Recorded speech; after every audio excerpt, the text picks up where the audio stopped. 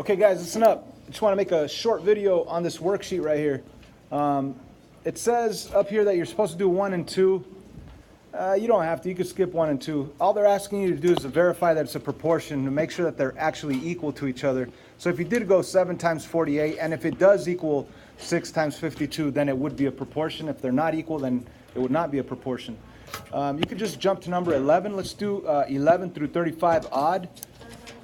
So on number 11, it's very important on all these that you have one of these guys, a calculator. If you don't have a calculator, forget it. It's going to take you forever, right? So it's just the setup of cross multiplying. You're going to go V times 23 equals 46 times 34. That's cross multiplying. So V times 23 equals 46 times 34. And V times 23 is 23V. The equal sign comes down, and on the calculator, 46 times 34, I just did it on the calculator, is 1,564. So you need a calculator, right? Now what do you do next? Divide by 23. Now I don't know what this number is divided by 23. That's why I'm going to use a calculator. That number divided by 23 is 68. That's right. So V equals 68. And that's it. The answers are on the back. You can check your answers. So we already saw some other examples on the previous video that I made. Is there any other ones you guys would like to see? Or should we just jump around? 13, why not? Number 27. So let's set up. So it will be 28 times W equals 49 times 4, or 4 times 49, right? The order doesn't even matter. 28W, or do I have to put times? I'm just showing my work here, but of course when you guys are doing this on your quiz or test, just write 28W, right? Okay. So anyway, let's actually multiply the 49 times W. Let's simplify that. 196. Yeah. So we have 28W equals 196. And I need to get rid of the 28 in front of the W. Divide by 28. Divide by 28. 196 divided by 28 is 7. So that's it. W equals 7. So it's that easy, guys. With the calculator, it's easy. Right? Let's do one more. 25. Decimals.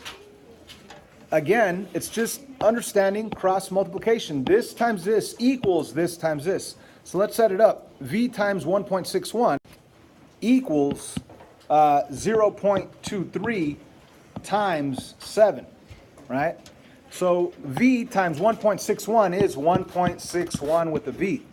There's an equal sign. Now 0.23, I'm doing it on the calculator right now, times 7 on the calculator is 1.61 as well. Well, that's easy, because if you want to get rid of this 1.61 that's being multiplied by V, you're going to have to divide by that same exact value, 1.61. That'll cancel it out. And what you do to one side, you do to the other. So on the other side, you're going to have 1.61 as well. So V equals 1.61 divided by 1.61, 1. You see, it's easy. Let's jump to one of those that has more than just one term on the numerator or denominator. So number 31, we're going to cross multiply, but before cross multiplying, Jezreel, before cross multiplying, I noticed that there's an x plus 1 up there on the numerator.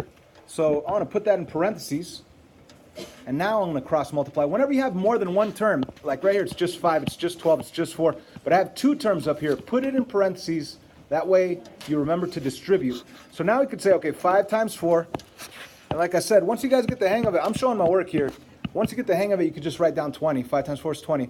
I'm writing out, showing my work. 5 times 4 equals 12 times the x plus 1, the binomial x plus 1. And notice that I wrote it in parentheses.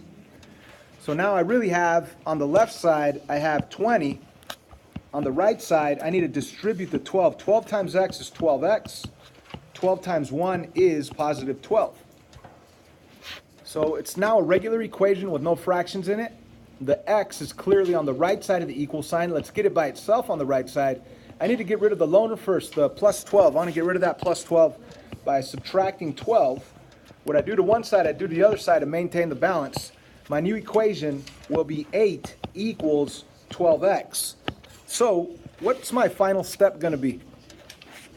Divide by 12. So we're dividing by 12, and what I do to one side, I do to the other. So x equals 8/12. So x equals 8 over 12. You can't divide 8 over 12. But you can't divide it, but you could reduce it, right? So let's reduce it, because on the back side, I believe they don't give you 8 over 12. They give you 2 over 3, right?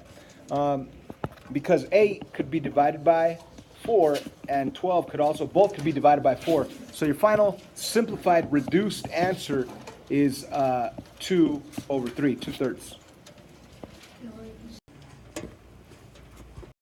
So let's look at this worksheet, WSPM 2.6.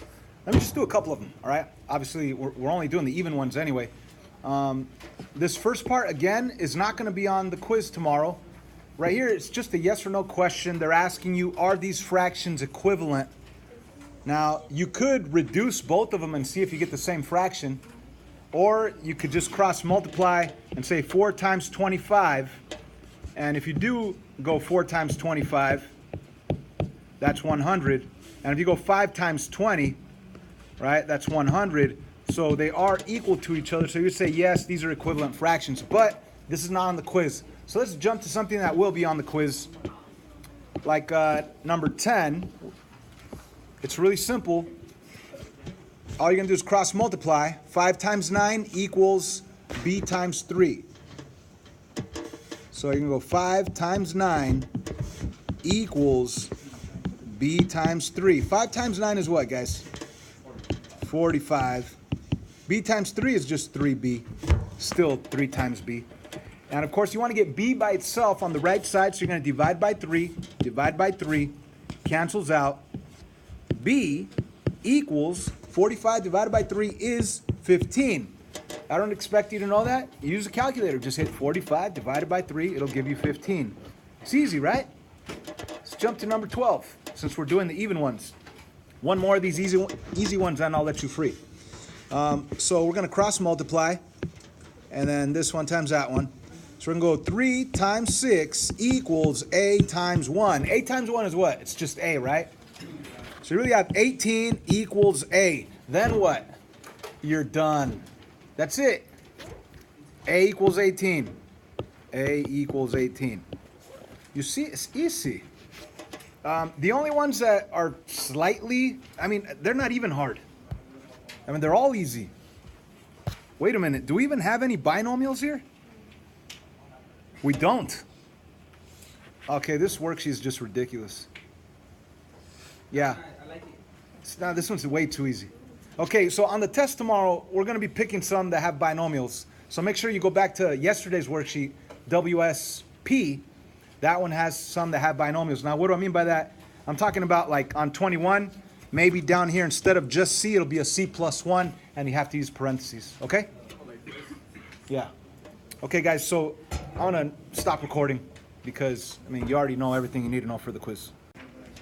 On second thought, guys, let me not end the video here. Let me actually talk about the quiz a little more. Guys, this is the quiz that you're going to have tomorrow. This is the quiz. Exactly. Check it out. It says right here, quiz 2.5, 2.6. This is the exact quiz that you're going to have tomorrow. But of course, check this out also. Why is it blank? It's blank. But why? That's not fair. We have to give it here? So, guys, look at number 1. It's blank. Look at number 2. It's blank. Right, okay.